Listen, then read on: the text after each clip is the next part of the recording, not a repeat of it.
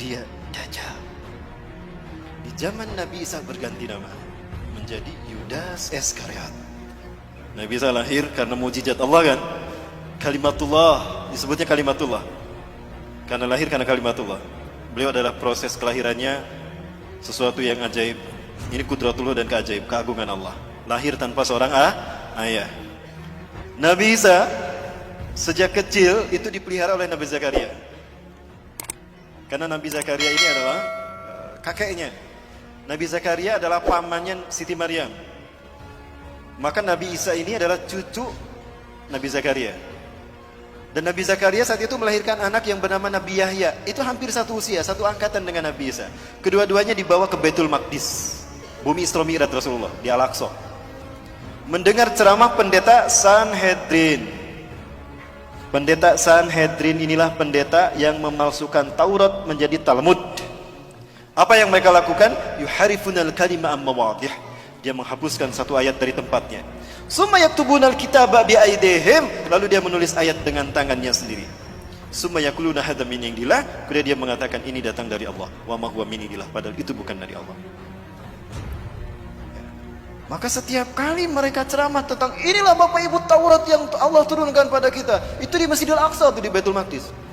Nabi Isa saat itu usianya baru 9 tahun. Nah, Nabi Isa dibawa sama Nabi Zakaria ke Baitul Maqdis, mendengarkan ceramahnya pendeta Sanhedrin tentang Taurat. Ketahuan sama Nabi Isa yang seusia ini. Loh kok Taurat kayak gitu? Itu bukan Taurat. Langsung Nabi Isa seusia dedek ini naik ke atas bangku. Langsung tolak pinggang. Wailun lakum in tahu an hadhil mushkilah. Celaka kalian, berhenti dari kebusukan kalian. Innakum tuharifuna al-kalima am mawadih. Kalian telah merubah satu ayat dari tempatnya. Itu ayat kalian sendiri yang ngarang. Taurat demi Allah, bukan demikian. Aku Isa bin Maryam, Nabi dan Rasul Allah. Allah mewahyukan kepadaku bukan hanya Injil tapi juga Taurat.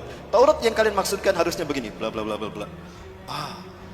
Setiap kali ceramah pendeta Sanhedrin itu dibantah sama Nabi Isa. Setiap kali pendeta Sanhedrin ceramah, Nabi Isa membantahnya karena mereka membohongkan Taurat. Maka apa yang terjadi? Wah, itu para pendeta Sanhedrin kumpul tuh. Ini anak iki bocah, kalau dibiarin tekor kita. Ketahuan bohongnya kita kan? Jadi gimana? Bunuh dia. Kita ini pesuruh Tuhan, gak mungkin kita membunuh orang manusia. Apalagi dia Nabi dan Rasul. Gampang. Bukan kita yang membunuhnya. Kan kita sudah terbiasa mengarang cerita. Bikin aja cerita. Cerita apa? Cerita Tuhan bingung. Pernah dengar doktrin Tuhan bingung? Dari sinilah lahirnya keyakinan agama Kristen hari ini. Dikarang cerita Tuhan bingung, disebarkan kepada manusia. Maka jadi agama sekarang. Kenapa Tuhan bingung? Bingung mikirin Nabi Adam. Udah jelas jangan dipetik tuh buah pohon kayu. Dipetik sama Siti Hawa kan? Lalu dimakan. Tuhan marah saat itu. Tuhan murka. Ketika Tuhan akan menghukum Adam, aduh kasihan Adam. Adam tuh manusia. Jangankan Adam, alam semesta aku sentil hancur. Apalagi Adam. Maka bingung Tuhan. Kok Tuhan bingung? Inilah jahatnya, inilah sesatnya mereka. Akhirnya Tuhan menemukan ide. Eureka, kata Tuhan. Aku ini kan Tuhan. Tuhan immortal, tidak mati. Kalau gitu aku saja yang dihukum. Bapak Ibu, saya sedang menceritakan satu mata ini. Dan ini Dajjal. Kita tahu pada akhirnya Samiri di zaman Nabi Musa Dajjal, dan di zaman Nabi Isa Dajjal berganti nama Yudas. Kenapa dia berganti nama? Untuk menyembunyikan identitasnya. Dan dia berganti-ganti kostum. Inilah Dajjal. Lalu kapan nanti Dajjal muncul? Saya sampaikan untuk masa kita ya Bapak Ibu sekalian. Hanya Allah yang tahu. Rasulullah memberikan ciri-cirinya. Nah, ciri-ciri itu yang akan kita bahas tuntas. Tuhan bingung tadi. Tuhan bingung tadi. Akhirnya gimana? Aku kan Tuhan, aku tidak mati. Kalau gitu aku saja yang menggantikan Adam, jangan Adam yang dihukum. Jibril, sini Jibril. Catat Jibril, bikin maklumat Tuhan. Baik Tuhan. Jibril buka laptop, ketik tuh maklumat Tuhan _2. Sampun Tuhan.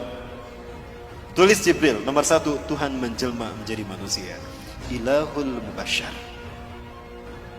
Baik Tuhan, maklumat Tuhan _2. Nomor 1, Tuhan menjelma menjadi manusia. Saya siap membantah, menghujahkan ini. Jika ada orang-orang non-muslim, Kristen yang tersinggung, silakan. silakan berdebat dengan saya. Ini studi saya Bapak Ibu tentang Kristologi. Kemudian apa? Ketika Tuhan berpikir akan menjelma menjadi manusia, Tuhan bingung bagaimana turun ke bumi. Kalau turun begitu saja simsalabim, tring ada, manusia nggak akan percaya. Oh, berarti Tuhan harus menjelma menjadi manusia, lahir secara normal. Jibril, nomor 2 Jibril. Baik Tuhan, apa Tuhan? Tuhan lahir secara normal. Baik, maklumat nomor 2, Tuhan lahir secara normal. Bingung lagi Tuhan, kalau Tuhan lahir secara normal, lah siapa wanita yang layak melahirkan Tuhan? Jibril ngasih masukan sama Tuhan. Masya Allah, inilah jahatnya, sesatnya Sanhedrin. Ini mereka mengarang cerita ini. Tuhan, boleh saya interupsi ngasih masukan? Oh, apa itu Jibril? Gini Tuhan, Engkau pernah mengutus saya ke Bethlehem, ke Nazaret. Di Nazaret ada seorang wanita suci Tuhan. Dia belum pernah mengotori dirinya dan kesuciannya. Hidupnya hanya untuk ibadah kepadamu Tuhan. Siapa Jibril? Masa Tuhan tidak tahu? Nah ini sesatnya mereka kan. Apa kata Jibril? Maryam Tuhan, Maryam binti Imran. Dia wanita yang hidupnya suci hanya untuk beribadah padamu. Betulkah Jibril? Iya Tuhan. Aneh, Tuhan tidak tahu. Kurang update rupanya Tuhan dalam cerita ini. Maka apa kemudian kata Tuhan? Jibril, ihbit ilal kulli Maryam li'annani sa'anfuh min ruhi ilaiha. Jibril, turun kamu ke Maryam, sampaikan pada Maryam, kalau aku akan meniupkan sebagian ruhku ke dalam rahimnya. Maka Maryam pun hamil mengandung Yesus Kristus, melahirkan sang penebus dosa. Tuhan lahir menjelma menjadi manusia untuk menebus dosa Adam. Artinya menebus dosa manusia. Maka Tuhan harus mengorbankan dirinya demi dosa, menebus dosa manusia, agar bukan manusia yang dihukum. Inilah cinta kasih Tuhan. Betul tidak Bapak Ibu? Dari sini lahir doktrin agama ini kan? Allahu Akbar. Cerita ini pun dikarang, disebarkan kepada raja-raja Herodes, raja-raja Romawi. Yang terhasut saat itu adalah Herodes. Maka semuanya faham kalau Nabi Isa itu adalah Tuhan yang menjelma menjadi manusia. Makanya mereka mengatakan Innallaha Isa ibnu Maryam. Laqad kafara alladziina qalu Innallaha Isa ibnu Maryam. Surat Al-Maidah ya. Sungguh kafirlah orang yang mengatakan Allah itu Isa bin Maryam. Nah ini dari kalangan orang-orang ini, pendeta Sanhedrin yang di zaman Nabi Zakaria mereka memasukkan Taurat menjadi Talmud. Dan ini bujuk rayu siapa? Dajjal. Kemudian Bapak Ibu mati Allah, maka ketika cerita ini disebarkan, fahamlah Nabi Isa kalau nyawanya terancam. Maka Nabi Isa pergi meninggalkan Palestina, meninggalkan Yerusalem, meninggalkan Al-Quds, mengembara. Saat itu usianya genap 12 tahun. Mengembara Nabi Isa alaihissalam, ada satu kaum di mana kaum itu banyak yang buta sejak lahir, diobatin oleh Nabi Isa alaihissalam. Bismillahirrahmanirrahim. Diusap, sembuh. Masaha yamsahu masihan wa mashatan. Mashan wa mashatan. Diusap, mengusap itu masaha. Maka orang yang mengusap disebut masihun al-masih. Man anta? Kaifa tastati an tusliha hadal an? Siapa Anda? Bagaimana Anda bisa menyembuhkan kedua mata saya ini?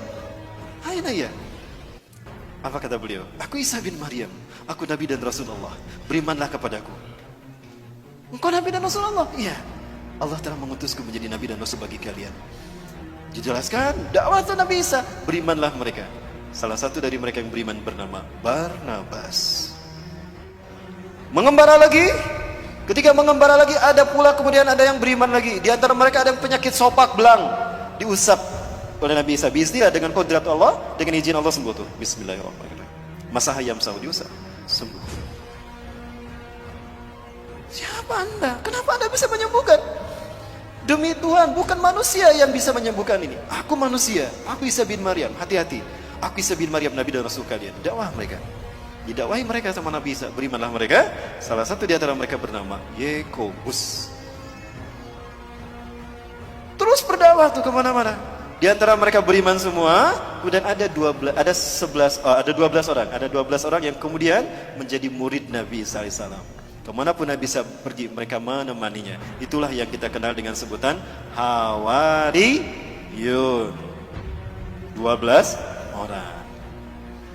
Nah, ini Bapak Ibu sejarah Nabi Isa. Nah, Dajjal masuk ke tengah-tengah Hawariyun.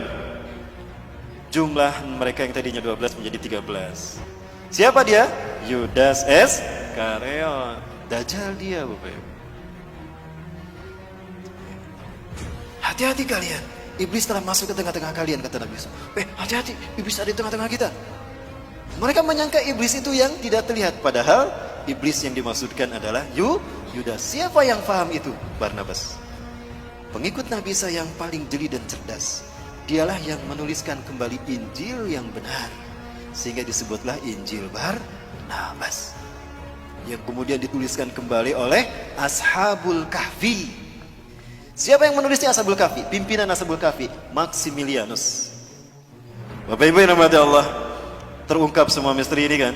Semua fitnah sejak zaman Nabi Musa sampai Nabi Isa. Nanti kita bedah di masa fitnah di zaman kita. Di zaman Nabi Muhammad ada sosok yang diduga Dajjal. Dia bernama Ibnu Soyad. Ciri-cirinya mirip Dajjal, tapi ternyata dia bukan Dajjal. Ya. Rasulullah belum pernah bertemu Dajjal. Yang pernah bertemu dengan Dajjal adalah Tamim Ad-Dari, seorang sahabat dari Persia, sekampung dengan Salman Al-Farisi. Dia adalah seorang pelaut. Dia melihat Dajjal dengan mata kepala sendiri. Ini satu dalil kuat bagi kita bahwa Dajjal itu manusia, bukan Fomeo. Setelah sampai kepada momen terkait dengan Yudas Iskariot ini, pengkhianatannya, Allah berfirman pada Nabi Isa, Isa bin Maryam, aku akan menyampaikan engkau kepada saat di mana engkau akan aku angkat. Ya. Bapak Ibu silakan buka Quran surat Al-Imran ayat 55. Nabi Isa merasakan akan ada pengkhianatan dari Yudas Iskariot dan kaumnya. Para pendeta Sanhedrin berhasil menipu Raja Romawi yang bernama Herodes, atau orang menyebutnya Herodus yang agung, the Great Herodus. Maka saat itu Herodus dan pasukan Romawi datang mencari-cari Nabi Isa untuk menangkap Nabi Isa dan menyalib Nabi Isa alaihissalam. Allah wahyukan itu pada Nabi Isa. Maka Nabi Isa memahami itu, kemudian Nabi Isa berfirman. Ada dalam Quran surat As-Saff. A'udzubillahi minasyaitonir rajim. إذ قال عيسى ابن مريم للحواريين من أنصاري إلى الله. Surat As-Saff. Ingatlah ketika bersabda Isa bin Maryam kepada Hawariyin, siapakah yang akan menolong aku untuk menegakkan agama Allah? Qala al-hawariyuna nahnu ansarullah. Itu saat terakhir perpisahan dengan Nabi Isa. Kemudian Nabi Isa mengatakan, kelak di antara kalian ada orang yang berkhianat kepadaku dan dia menggantikan tempat kedudukanku. Ya. Kemudian apa yang terjadi Bapak Ibu? Datanglah seseorang kepada Nabi Isa dan kaumnya Hawariyun.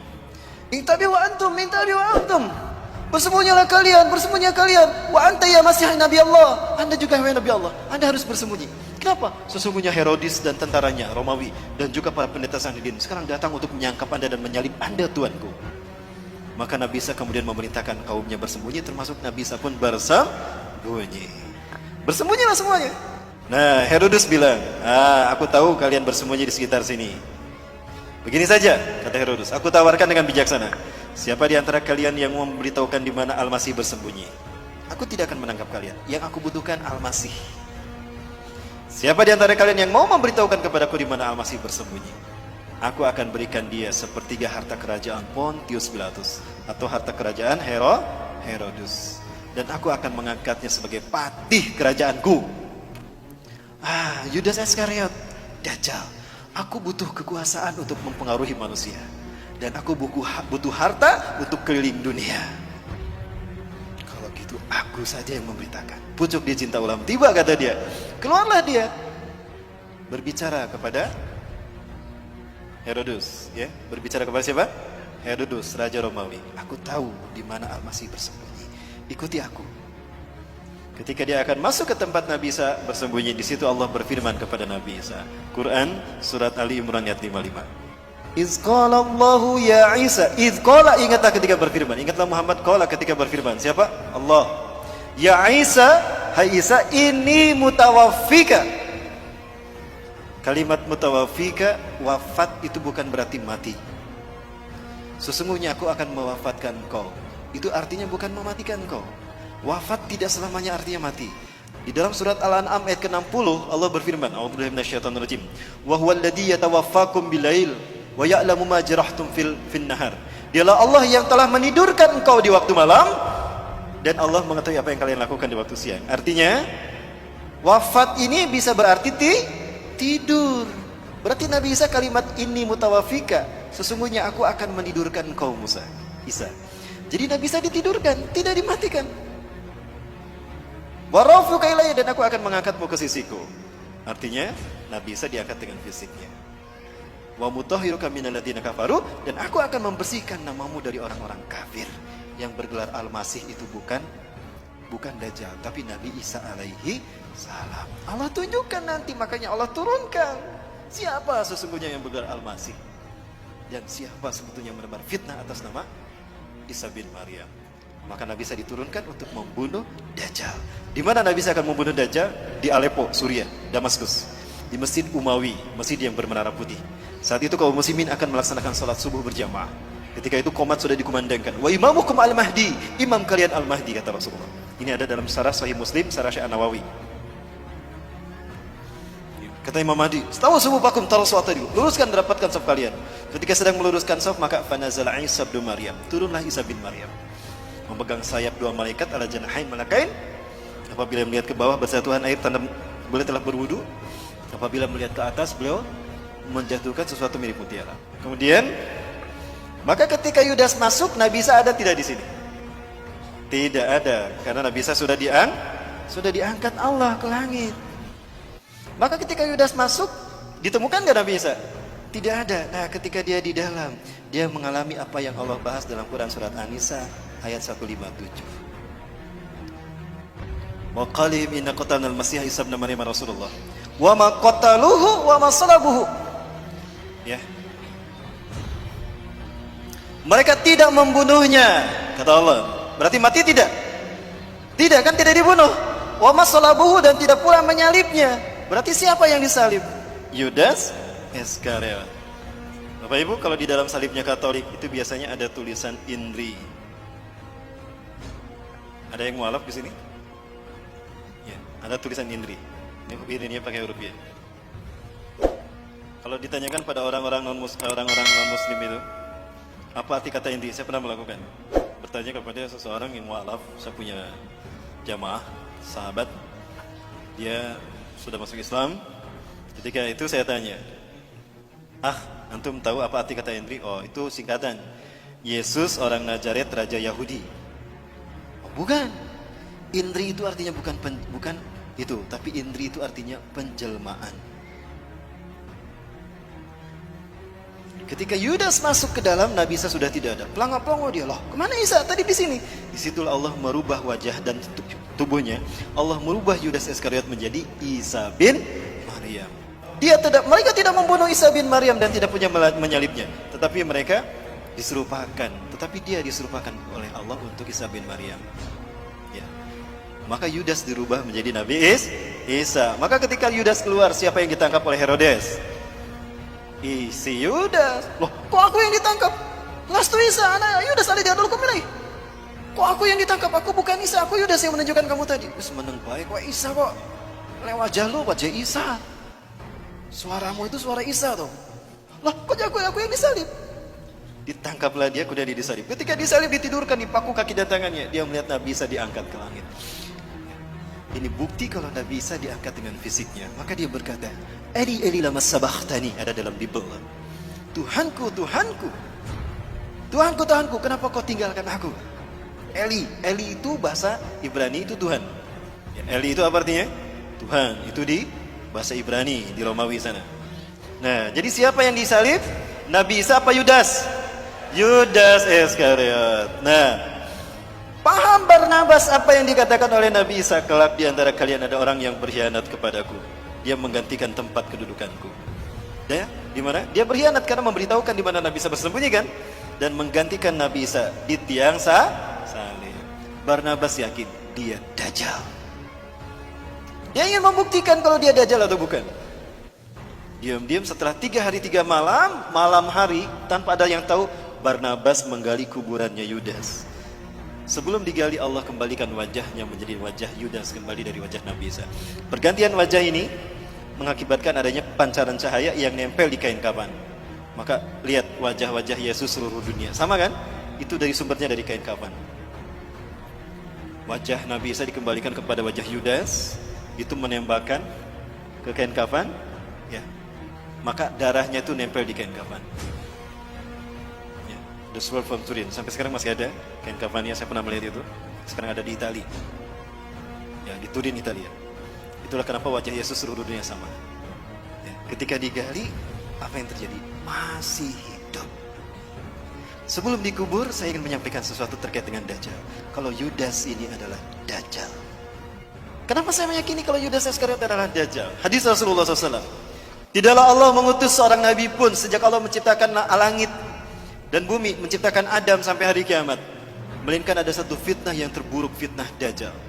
Sebagaimana para nabi mengingatkan kaumnya tentang Dajjal, dan sebagaimana Nuh mengingatkan kaumnya tentang Dajjal, hati-hati dengan fitnah Dajjal. Hari ini akan aku katakan kepada kalian, sa'aqulu lakum ma lam yaqulhu min qabl.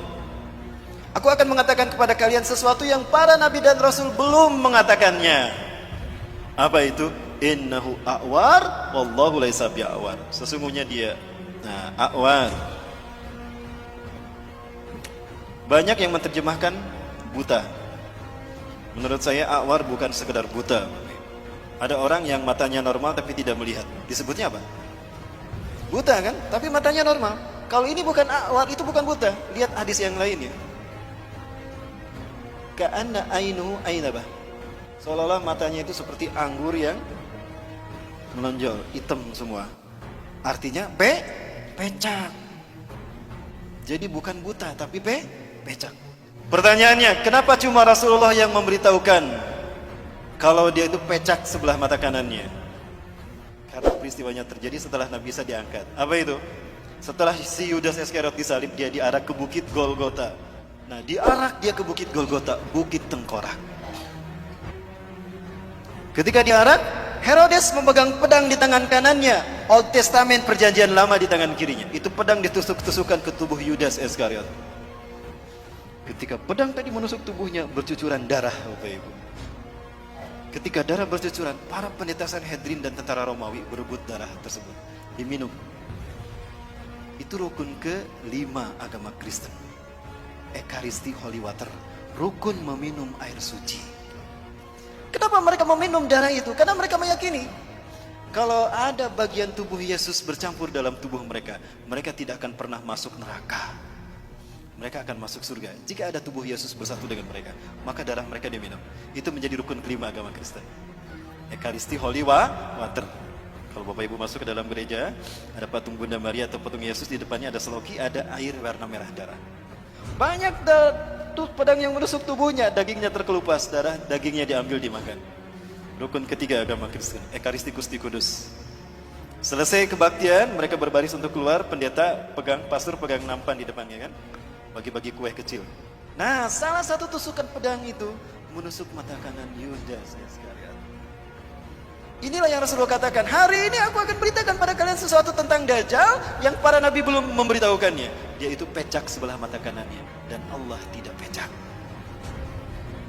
Kenapa cuma Rasul yang memberitahukan? Karena hilangnya mata kanan Dajjal, rusaknya mata kanan Dajjal terjadi setelah Nabi Isa diangkat. Jadi siapa yang memberitahukan kepada umat manusia berikutnya?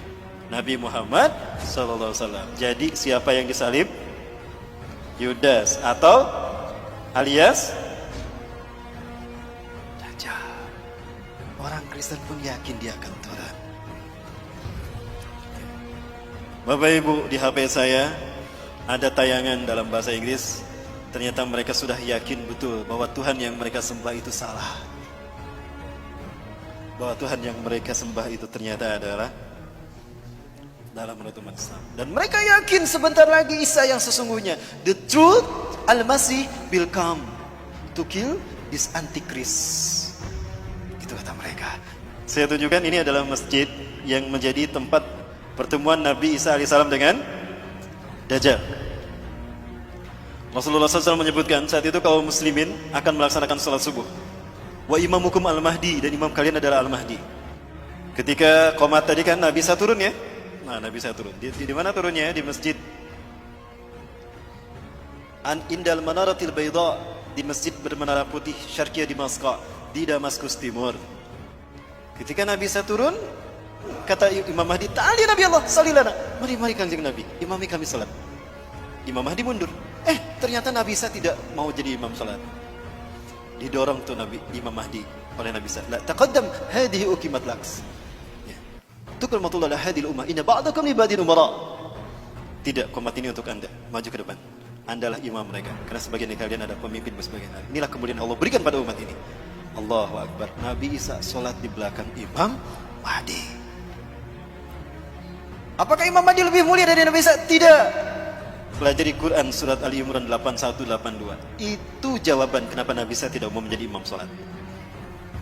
Selesai melaksanakan sholat berjamaah subuh, imamnya Imam Mahdi. Apa kata Nabi Isa? Iftahil bab, buka pintu masjid itu. Ketika dibuka pintu masjid ini, ternyata tampaklah Dajjal dengan 70.000 Yahudi Isfahan dari lembah Isfahan, Iran. Inilah kenapa Iran menjadi Syiah, karena Syiah ciptaan Dajjal. Begitu dibukakan, kaget Dajjal ketika ada Nabi Isa di dalam. Aduh, malaikat maut sudah datang. Merinding dia, kata Rasulullah. Mencair dia seperti garam yang terkena air.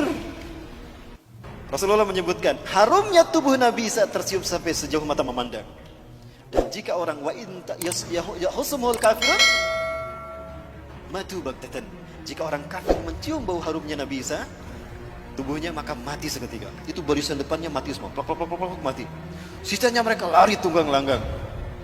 Dajjal sendiri itu merinding dia. Lari dari Aleppo, lari ke Israel, Bapak Ibu. Cepat dia larinya. Begitu lari ke barat ada Nabi Isa. Aduh, ada Nabi Isa. Lari ke timur ada Nabi Isa. Lari ke utara ada Nabi Isa. Dia bingung melarikan diri kemana. Saking takutnya dia mencair tubuhnya. Artinya deras mengalir keringatnya. Maka di pintu Ludlah Nabi Isa menemukan Yudas Iskariot alias Dajjal. Di pintu Lut, kata Rasulullah dalam hadis riwayat Imam At-Tirmidzi, Dajjal terdampar, tidak bisa melarikan diri. Dibunuhlah oleh Nabi Isa alaihissalam. Ya, kemudian di pintu Lut lah dia terdampar. Di mana pintu Lut itu? Pintu Lut adalah tempat di mana Dajjal dibunuh Nabi Isa. Ini kata Rasulullah di dalam hadis riwayat Imam Al-Hakim dalam kitab Al-Mustadraknya. Isa bin Maryam akan membunuh Dajjal di gerbang Lut. Yaqtulu Isa bin Maryam ad-Dajjal bi Babiludin. Ya, hadis riwayat Imam At-Tirmidzi dalam kitab Mustadrak juz ke-4 ayat 105. Seperti apa pintu Lut di mana Nabi Isa membunuh Dajjal? Ini dia. Inilah pintu Lutnya.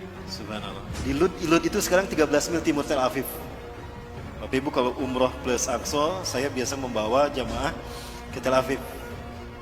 Tapi kita tidak bisa masuk ke dalam karena ada pangkalan militer Angkatan Udara Israel. Bapak Ibu rahmatullah. Pertanyaannya, kapan itu terjadi? Baik, kapan itu terjadi Bapak Ibu? Mau kita bahas angkanya? Kita hitung angkanya. Kapan Dajjal muncul kata Rasulullah? Baik, kita bahas dulu angkanya Bapak Ibu.